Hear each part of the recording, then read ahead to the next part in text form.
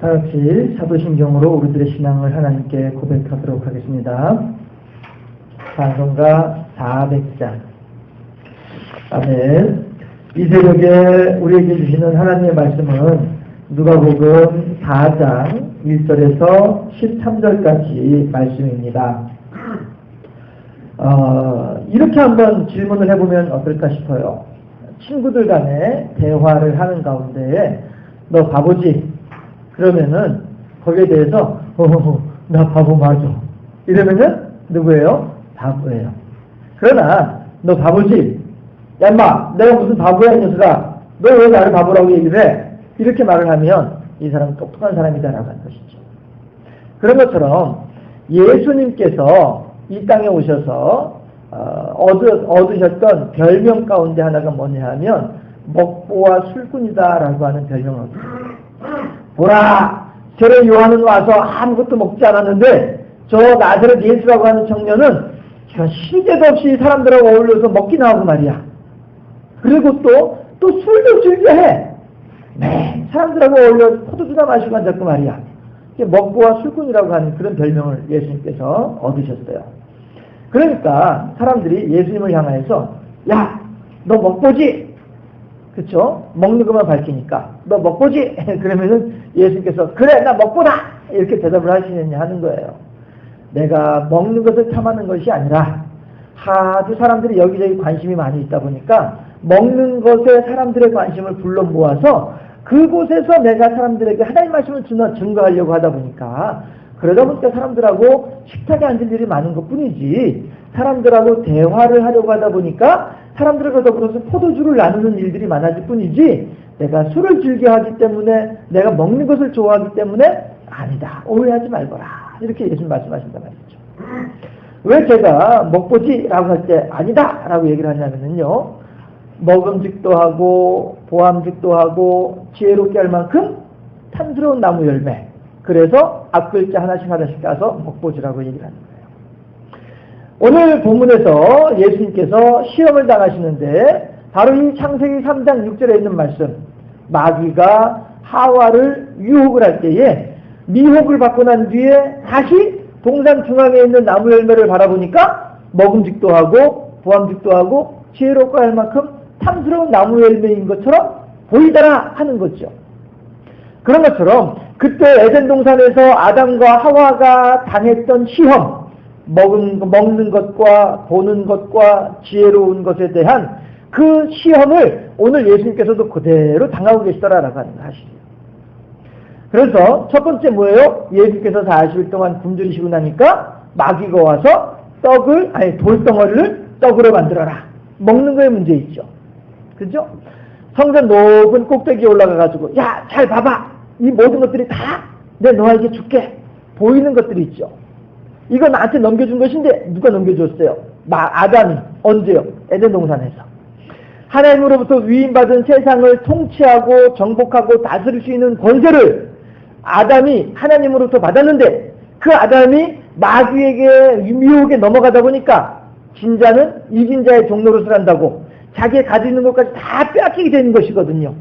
아담이 마귀에게 지다 보니까 하나님으로부터 받은 것조차도 다 뺏기고 마는 거예요.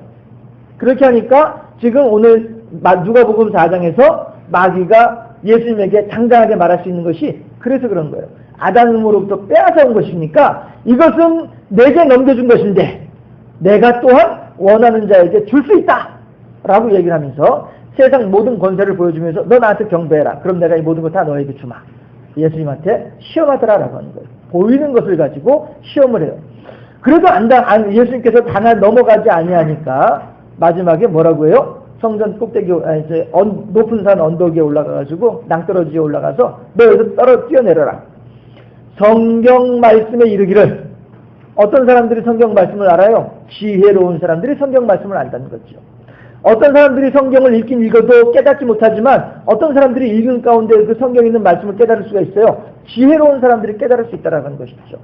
그러니까 마귀가 하나님의 말씀을 알고 있는 거예요. 그러니까 뭐라고요? 높은 곳에서 뛰어내려라! 뛰어내리면은 하나님의 천사들이 너의 발을 붙들어가지고 너의 몸이 결코 땅에 부딪히지 않게 하실 것이다. 성경에 있지 않느냐? 그러니까 지혜로움으로 예수님을 또 시험하더라 하는 거예요. 먹음직도 하고 보암직도 하고 지혜롭게 할 만큼 탐스러운 열매로 하와와 아담을 시험했던 마귀가 오늘 또한 그 수법 그대로, 왜? 한번 써먹어서 성공했으니까, 에덴 동산에서 기가 막히게 그 작전이 성공했으니까 오늘 또다시 예수님을 향하여서 그 작전을 그대로 또 펼치고 있는 거예요. 그런데 여기서는 어떻게 성공합니까? 실패하죠. 첫 사람 아담은 실패했으나, 하나님의 관점에서 봤을 때요, 첫 사람 아담은 실패했으나 둘째 사람 아담 예수님께서는 그 모든 마귀의 시험과 괴계를 능히 물리치셨다라고 하는 것이에요. 해서 율법으로만 가지고 보면 우리들은 어떠한 것도 감히 할 수 없는 존재가 우리들이에요. 시험에 대해서 이기지 못하는 존재들이 우리들이기 때문에 그래요. 그러나 하나님의 복음에 의하면 우리들은 무엇인지 가능한 존재가 되어진다라고 하는 것이에요. 왜요? 첫 사람 아담은 졌기 때문에 첫 사람 아담으로부터 말미암는 아담으로부터 시작되어지는 아담에 의한 첫 사람 아담에 의한 율법으로는 어느 누구도 하나님 앞에서 올바로 설 수가 없어요. 그러나 둘째 아담인 예수 그리스도에 의한 복음으로 말미암아서는 어느 누구나 하나님 앞에서 당당하게 설 수 있는 존재가 되어진 것이 여기에 진리가 숨어 있더라라고 하는 것입니다. 해서 우리들은 결코 마귀 사단의 괴계, 마귀 사단의 시험에 대해서 우리들은 결코 질 수 없는 존재들이에요. 왜 그래요? 우리들은 예수님을 믿고 있기 때문에 그렇습니다. 아담을 믿고 있으면 우리들은 다 져요. 10번 싸우면 10번, 100번 싸우면 100번 다 져요. 그러나 예수님을 믿고 있기 때문에 우리들은 이길 수 있는 거예요. 왜? 예수님께서 이기셨기 때문에 우리들 또한 예수님을 따라서 이길 수 있다고 하는 것입니다. 그러면 4장 1절을 보시면요, 예수께서 성령의 충만함을 입어 요단강에서 돌아오사, 이 모습을 영적인 과정으로, 영적인 순서로 보자면 우리들 또한 마찬가지로 이제 하나님을 믿었어요. 첫사랑의 뜨거움에, 이렇게 우리들이 하나님을 향한 첫사랑, 예수님을 향한 첫사랑을 가지고 있을 때, 이때의 모습이 오늘 4장 1절에서 예수께서 성령의 충만함을 입어 요단강에서 돌아오신 모습이 바로 우리들에게는 첫사랑의 뜨거움에 젖어 있는 그 순간이다라고 하는 것이죠. 그런데 그때에 어떻게 해요? 광야에서 40일 동안 성령에게 이끌리시며 시험을 받으셨다라는 거예요.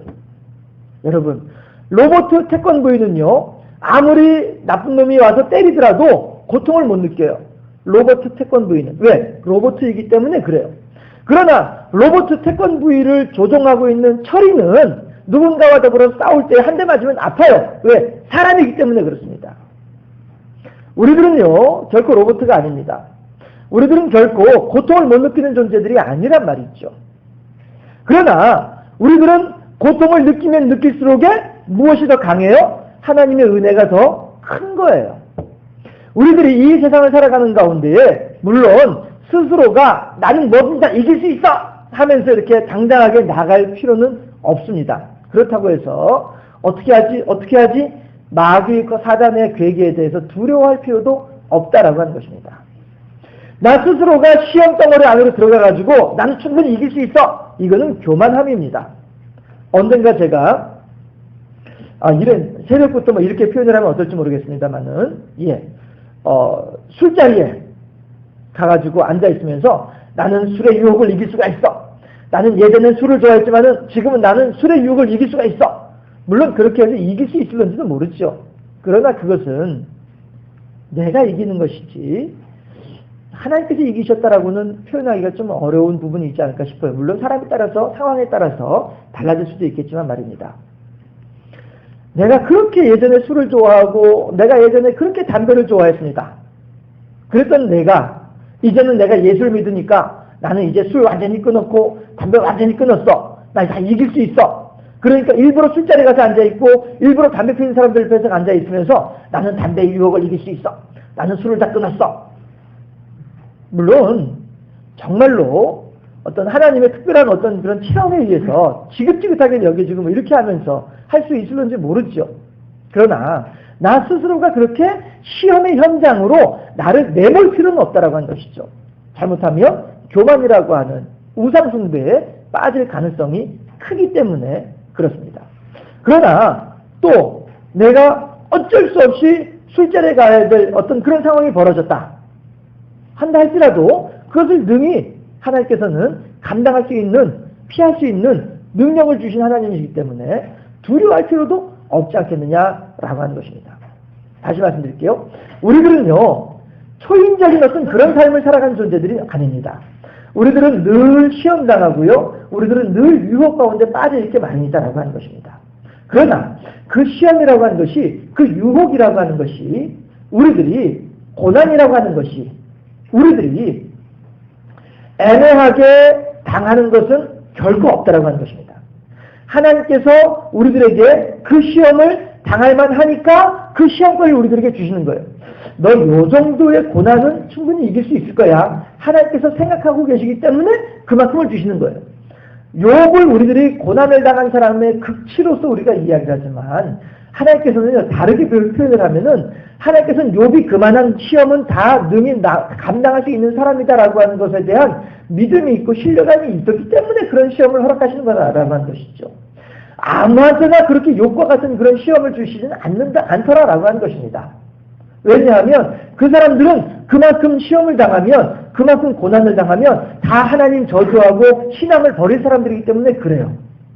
그러나 욥은 그만큼 고난을 당하더라도 하나님을 저주할 일이 없는 사람이다라고 하는 사실을 하나님은 알고 계시기 때문에 그만큼의 시험을 허락하신 것이다라고 하는 것이죠. 그러니까 하나님께서 마귀에게 뭐라고 해요? 그래, 네가 욥을 건드리되 욥의 몸은 건드리지 말거라. 그랬더니 마귀가 어떻게 해요? 욥의 주변 사람들만, 주변에 있는 것들만 다 건드리지 욥은 건드리지 않거든요.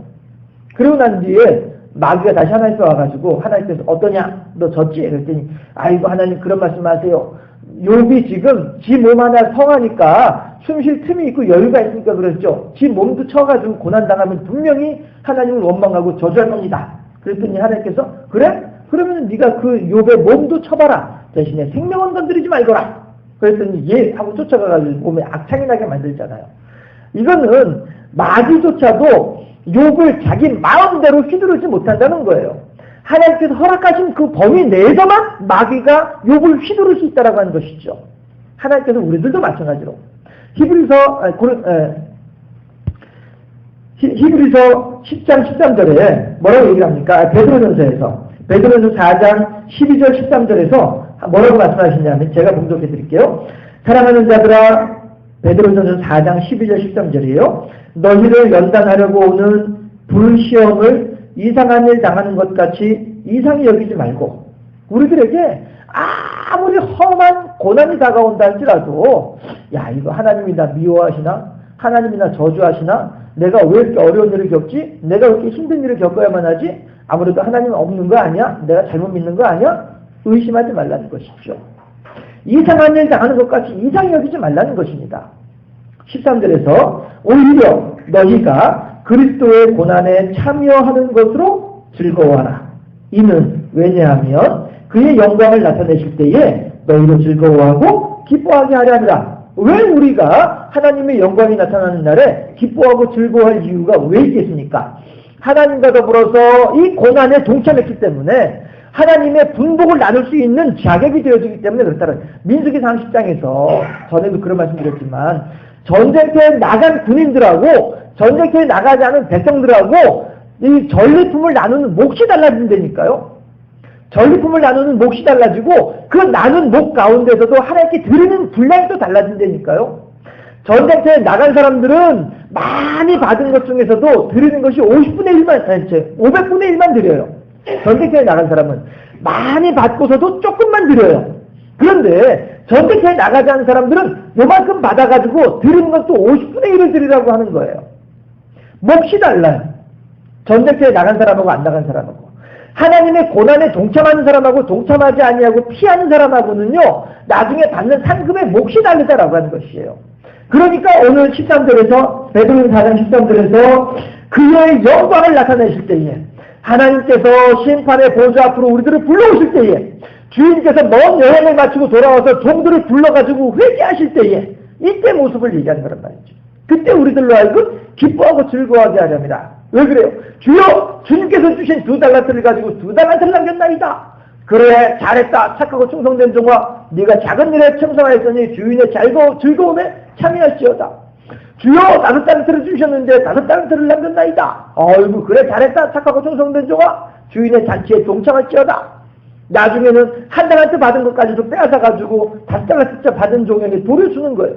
주여 주님께서 이미 주신 5달란트까지 해가지고 10달란트가 저한테 있나이다. 그래 1달란트 마저도 받아라.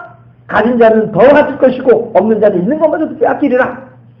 그의 영광을 나타나실 그날에 우리들에게는 기쁨과 즐거움이 나타나게 될 것이다라고 하는 거예요. 어떤 사람들이요? 전쟁터에 나간 사람들이, 하나님의 고난에 동참한 사람들이, 하나님의 시험에 동참한 사람들이 하나님으로부터 이렇게 그 영광을 나타내실 때에 기쁨과 즐거움에 동참하는 사람들이 될 수 있다라고 할 것입니다. 우리들은요 결코 로봇 태권도의가 아닙니다. 우리들은 어떠한 시험이 오더라도 이거 난 모르겠다 무감각한 존재들이 결코 아닙니다. 우리들이 어려우면 어려울수록 우리가 힘들면 힘들수록 하나님으로부터 받는 상급은 더욱더 커지는 줄로 믿습니다. 여러분 우리 앞에 당하는 시험이 왜 나에게 이런 일이 벌어지는지 우리들은 알지 못합니다. 그러나 오늘 본문에서 4장 2절에서 예수님께서 또한 성령에 이끌려서 마귀에게 시험을 당하셨다. 따라 하실까요? 분명히 좀 힘있게 해보세요. 분명히 하나님의 뜻이 있을 거야. 믿으시나요? 우리들이 어려운 일 당할 때, 우리가 힘든 일 당할 때에 예수님조차도 성령에 이끌려서 시험을 당하셨다고 말씀을 하세요. 우리에게 다가오는 시험은요, 우리들이 이상한 일을 겪는 것이 아니에요. 아이고, 재수없는 년은 뒤로 자빠져도 코가 깨진다더니, 서방복 없는 년은 자식복도 없다더니, 아니라니까요. 전쟁에 무슨 죄를 지어서 아니라니까요. 하나님께서 우리들로 하여금 영광을 나타내시는 그날에 우리로 하여금 기뻐하고 즐거워하게 하기 위해서 그 상급을 우리들에게 마련해 주기 위해서 그래서 하나님께서 우리들에게 그러한 시험을 주신다라고 하는 것이죠. 그런 고난을 당하게 하신다라고 하는 것이죠. 그랬을 때에 우리들은 아이고 뜨거워라, 아이고 힘들어라, 힘들면 힘들수록 어둠이 깊으면 깊을수록 다가 밝아오는 새벽의 빛은 아름답고 찬란한 것인 것처럼 우리들이 힘들면 힘들수록 주님께서 우리들의 눈에 눈물을 씻겨주실 날에 그 기쁨과 감격은 더욱더 커지게 될 줄로 믿습니다. 분명히 하나님의 뜻이 있습니다. 분명히 주님의 뜻이 있습니다. 하나님께서 오늘 나로 하여금 이 시험을 당하게 할 때에는 하나님의 뜻이 분명히 있다는 것이죠. 내게 말씀하시고자 하신 것이 있을 것이고 나로 하여금 훈련시키고자 하신 것이 있을 것이다 하는 것입니다. 우리 친구 아버님께서 목사님이신데 지금도 이제 조그만 개척교회 교인들 한 20명 정도밖에 안 되는 교회 목사님이신데 이분이 목회하시기 전에 참 잘 나가시던 분이었어요. 뭐 우리가 흔히 잘 나간다고 하는 것은 뭐 돈 잘 버시는 어떤 그런 측면에서 잘 나가신 분이죠. 근데 자꾸 주변에서 목회를 해야 된다, 기도하시는 분들이 그렇게 응답을 받으셔요. 그런데도 불구하고, 아이고, 하나님, 저는 아닙니다. 이렇게 하는데, 교통사고를 7번을 만나셨어요. 7번을. 마지막 7번 만나셨을 때에, 그때는 이제 가지고 있는 재산도 다 이제 탕진해버리고 마는 거예요. 그리고서 이제, 하고서는 목회를 하러 나오신 거예요. 그렇게 하셨던 우리 친구 아버님이 그러신 분이 계셨는데, 하나님께서 왜 그렇게 나라를 교통사고를 당하게 하는지, 그 당시엔 몰랐다는 거죠. 그런데 나중에 7번째 교통사고 당하고 난 뒤에서야 그때서야 알겠습니다. 항복했다는 것이에요. 우리들이 고난을 당합니까? 우리가 시험을 당합니까? 무엇인가 하나님께서 말씀하시는 것이 있는 거예요. 나를 훈련시키기 위해서라도 나를 이기로 인도하기 위해서라도 우리들은 그것을 알게 되면 얼른 깨달으면 깨달은 만큼 우리들에게 복이 되어진 것이고 늦게 깨달으면 늦게 깨닫는 만큼 집싸게 고생하시고 이렇게 해요. 우리 그 친구 아버님처럼 말씀이죠.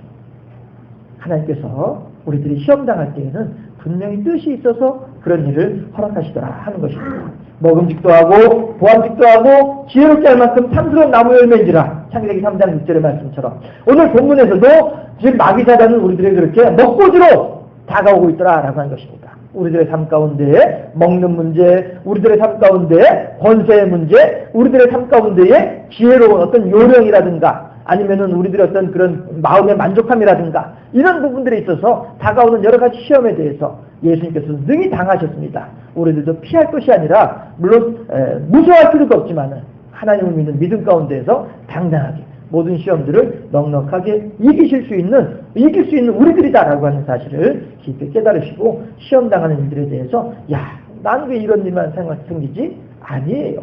나니까 그런 일을 감당하는 거예요. 하나님이 내가 아니면 그 일을 누가 감당하겠느냐라고 하셔서 나에게 그 일을 감당케 하시는 거예요. 아유, 저 인간, 내가 아니면 어느 누가 그 인간을 감당하고 그 인간을 받아주고 그 인간을 이렇게 건사해 줄 수 있겠느냐 하는 것입니다. 하나님께서 내게 주신 십자가가 아니고 하나님께서 내게 주신 영광이다 라고 하는 사실을, 영광의 그날을 소망한 것이다 라고 하는 사실을 깊이 깨달으시고, 베드로전서 4장 14절 말씀을 제가 봉독해 올리도록 합니다. 너희가 그리스도의 이름으로 치욕을 당하면 복 있는 자로다. 영광의 영 곧 하나님의 영이 너희 위에 계시니라. 하나님께서 우리들을 돌봐주고 계시기 때문에 그런 일들을 당하는 것은 도리어 우리들에게는 복이다 라고 베드로 사도는 우리들에게 권면하고 있습니다. 우리들 또한 그렇게 우리들 앞에 다가오는 시험을 넉넉히 이길 수 있는 믿음의 사람들로 세워질 수 있기를 바라고, 왜? 하나님께서 이길 수 없는 시험은 우리들에게 주지 아니하시거든요. 감당치 못할 시험당을 허락지 아니하시고, 또한 그런 일들이 있게 되면 능히 피할 길을 열어주신 분이 하나님이시다. 고린도서 10장 13절에서 그렇게 말씀하고 계시잖아요. 그러므로 우리들 앞에 있는 모든 시험을 넉넉히 이기시고, 또한 이기시는 가운데에 이 일들은 하나님의 뜻이 있어서 내게 이런 일이 있을 것이다. 분명한 믿음 가운데, 하나님의 사랑을 믿는 믿음 가운데 모든 일들을 넉넉히 이길 수 있는 우리 모두가 될 수 있기를 바랍니다. 이 시간에 함께 기도 제목을 나누겠습니다. 첫 번째 기도 제목은요, 주님께서도 당하신 시험 저 또한 담대하게 감당할 수 있도록 하여 주시옵소서. 이것이 사순절 첫 번째 날을 맞이하는 우리들의 기도의 제목이어야 할 것입니다. 또한 내가 당하는 고난 속에서 분명히 주님의 뜻이 있을 거야.